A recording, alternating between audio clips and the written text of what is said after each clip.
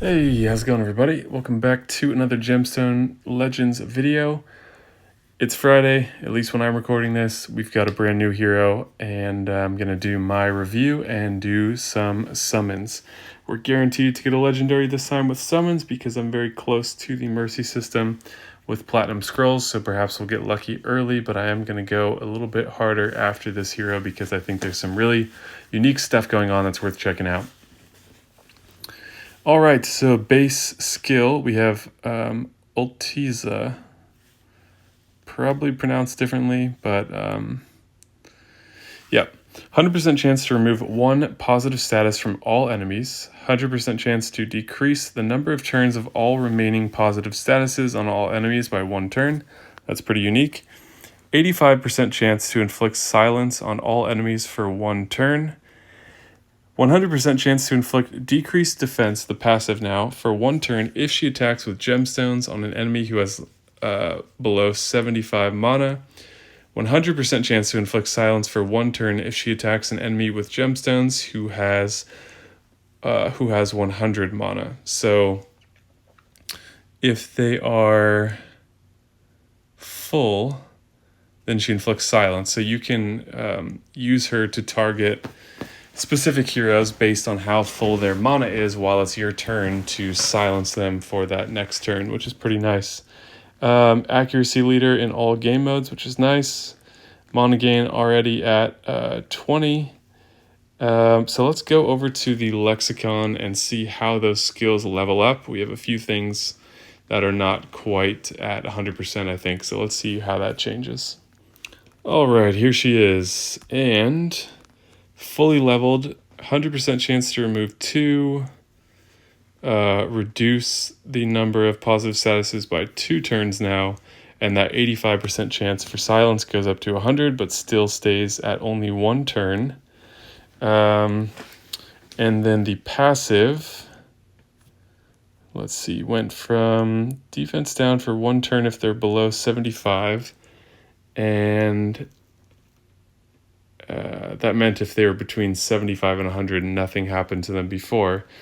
But now it's defense down for 2 turns if she attacks with gemstones, an enemy who has below 100 mana, and then 100% chance to inflict silence for 2 turns if she attacks an enemy with gemstones who has 100 mana. So you can just target the enemies you want and selectively silence when it's her turn. Also, enemies cannot receive increased defense. This can be a great counter for teams that rely on that. So that's quite nice. Mana gain increased by 1. Not really significant. So yeah, taunt would be a problem for her. However, being able to target and selectively silence heroes with full mana is pretty nice. For that to work well, she's going to need accuracy because it's 100% chance, not just guaranteed chance. I mean, it's counterintuitive, but 100% chance means it's subject to the accuracy system, which takes into account the res of the defender, etc. So you're definitely going to want accuracy because one of the most significant things about her is silence, and silence is very powerful. I wonder if the AI is smart enough on defense to target the proper heroes, or how that would work if they would still default to color advantage. And then again, you're probably going to want to build her for speed. You want her going off more frequently so you can use this passive ability to silence people. So speeding her up would be great.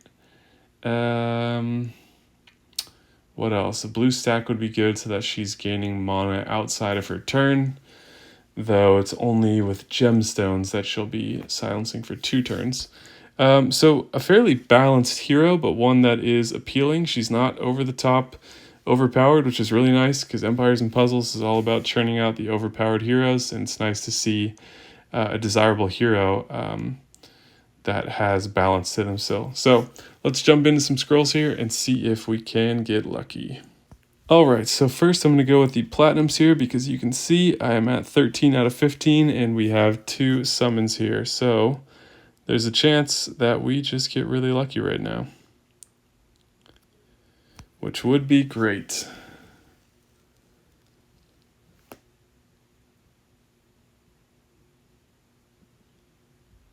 Alright, epic until the end. I think this is the featured hero, which I didn't look at her. Oh, let's... Frosty is a very silly name. Protective shield based on 20% for 3 turns. And increased resistance. That's pretty nice. Whenever sleep status is inflicted, she removes it and deals 1 damage to all allies. Interesting. That's pretty cool. It doesn't, I mean, most people know exactly what I'm about to say, but it doesn't read perfectly clearly. So think about this. If you have a hero that puts a whole team to sleep,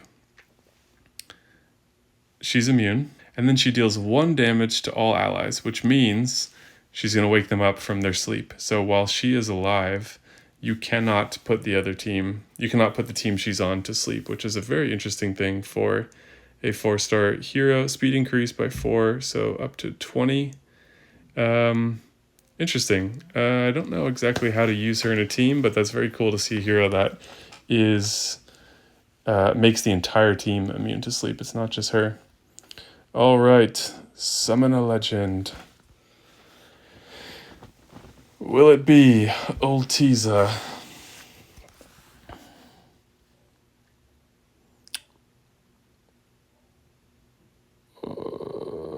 Arendelle. Okay, so he was on my wish list, so that's a good pickup. Interesting hero in that he adds a unique kind of survivability by balancing HP. So happy with that, however, not what we're looking for. So let's jump into the golds here. And see if we can get her on the next one.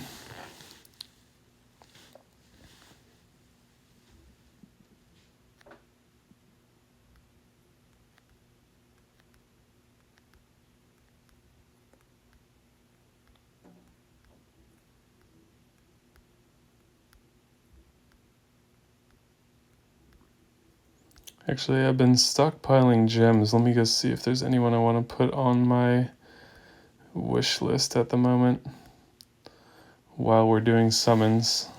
Because it doesn't take away from the chance for the boosted hero, it just adds a secondary chance where if you don't get the boosted hero, you might get someone else that you do want. So let me go do that. Okay, interesting experiment. I can put her on my wish list, which spend quite a bit of gems to do, but that just boosts my chance of getting someone that I actually want because I think I get the 50% chance from the boost and then the 25% chance. So that didn't used to be possible before. I remember having that idea in the past when the boost was introduced to the game, thinking, oh, that's pretty cool. You can, if you want, decide to pay a bit more and really up the chances of getting the hero that you are obviously pulling for in a boosted altar. So I like that. And potentially doing so is less than you might spend on golds chasing around the 50% chance. I've gone, I mean, not that it's a bad thing to get other legendaries. It's, you know, depending on what your roster looks like, you have a decent chance of getting other heroes that are usable to you. But I can remember getting like 6 times, I think, or it took 6 tries for me to get the featured hero that I was trying for, which was very disappointing and certainly cost more than the gems would have for the wish list. So let's see. I feel confident that the next hero that I pull will be the featured, which is exactly what I wanted to happen. So cool to have another way of doing that.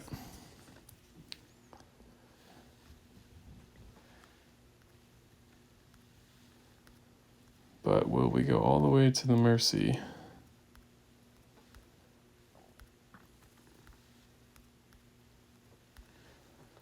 I don't know.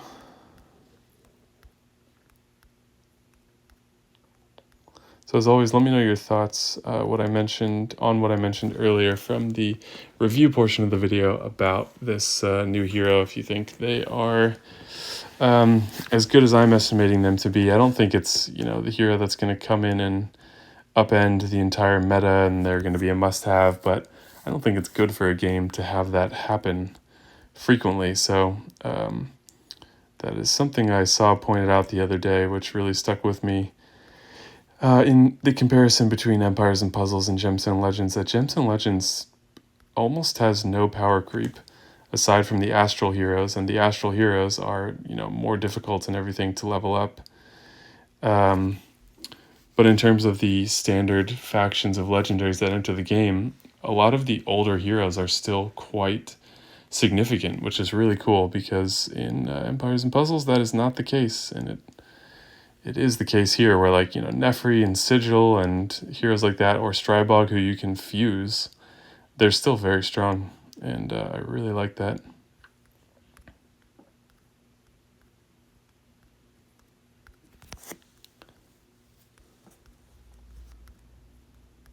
I think that's the ideal for games to try to achieve. Not to say that everything in Gemstone Legends is perfect, but achieving the ideal of being able to release desirable heroes that aren't going to significantly disrupt the balance of the game is a great quality. And, maybe they're not perfect with that for every hero, which I wouldn't expect anyone to be. But I'm just trying to say in a long roundabout way that is something that I appreciate about the game, especially having come from Empires and Puzzles, where things are more chaotic and the lifespan of a hero is pretty short unless you're willing to go through all these limit breaks and multiple limit breaks and emblems and all kinds of stuff.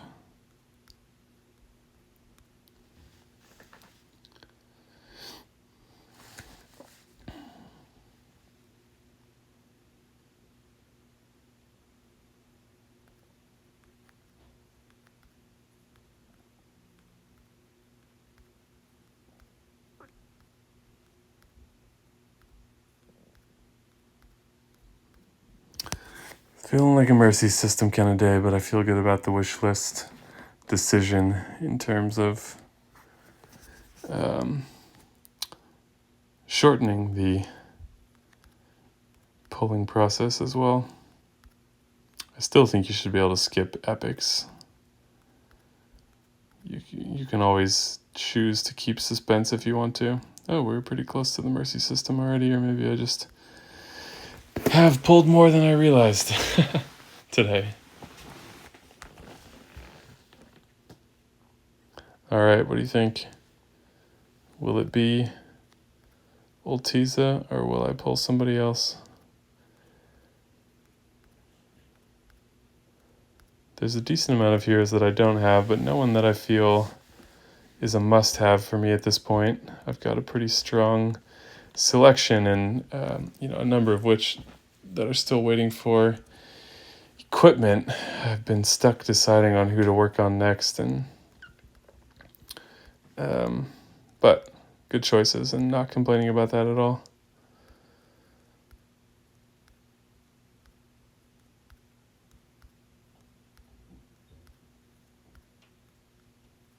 Oh, also, if you happen to be watching at this point, our alliance is recruiting. So it's a great place, very competitive but friendly, lots of informational resources, lots of supportive people.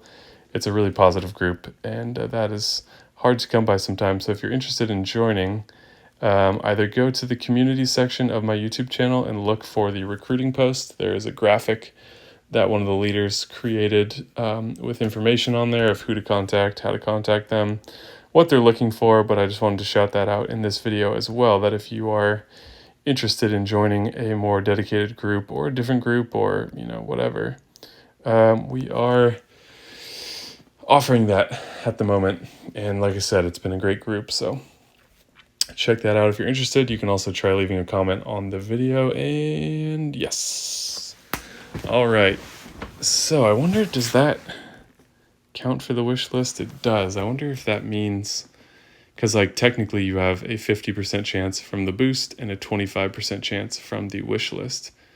But I suppose I could see it being possible that just pulling the hero at all by any means, in a way, satisfies the purpose of the wish list. So even if the odds you hit were the 50% of the boost, the whole point of the wish list is so that you have that hero, and you now have that hero, and it resets. You wouldn't want to keep them on the wish list anyway, so mission accomplished. Again, share your thoughts in the comments down below if you're interested in joining our guild. I think I was saying alliance.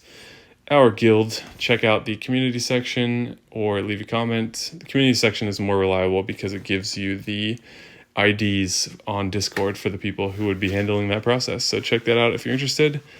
And please hit that like video. Please like the video. Please hit that like button and subscribe. Show your support. Download links in the description if you're not currently playing the game. To claim your free $50 starter bonus, you must use the links in the description to get that starter bonus. Thank you guys so much for watching, and I will see you in the next video.